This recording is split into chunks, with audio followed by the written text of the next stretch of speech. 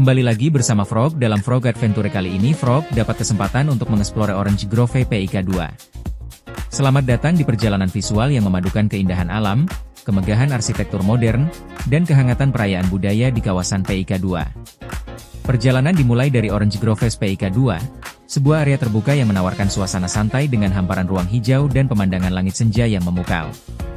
Saat matahari perlahan turun menuju cakrawala, semburat warna oranye dan keemasan menghiasi langit, menciptakan panorama yang begitu menenangkan. Setiap sudut menghadirkan keindahan yang sempurna untuk dinikmati dari perspektif udara. Dari kehangatan senja, kita beralih menuju gedung NICE PIK 2, salah satu ikon kawasan yang menampilkan desain modern dan megah. Struktur bangunan yang futuristik berpadu dengan tata kawasan yang tertata rapi, mencerminkan perkembangan pesat PIK 2 sebagai destinasi bisnis, hiburan, dan gaya hidup. Dari ketinggian, garis-garis arsitektur yang tegas dan pencahayaan kota yang mulai menyala menghadirkan pemandangan urban yang memukau. Malam semakin indah ketika kita tiba di acara Light of Hope Vesak Lantern. Ribuan lentera yang bercahaya menerangi suasana dengan warna-warna hangat yang penuh makna. Cahaya yang perlahan menghiasi malam menjadi simbol harapan, kedamaian, dan kebersamaan. Dari udara, lautan cahaya lentera menciptakan pemandangan spektakuler yang begitu mempesona dan sulit untuk dilupakan. Perpaduan keindahan sunset di Orange Groves, kemegahan NICE PIK 2, dan kemeriahan Light of Hope Vesak Lantern menjadikan pengalaman ini sebuah perjalanan visual yang lengkap, menghadirkan suasana yang tenang, modern, sekaligus penuh inspirasi. Terima kasih telah menyaksikan video ini.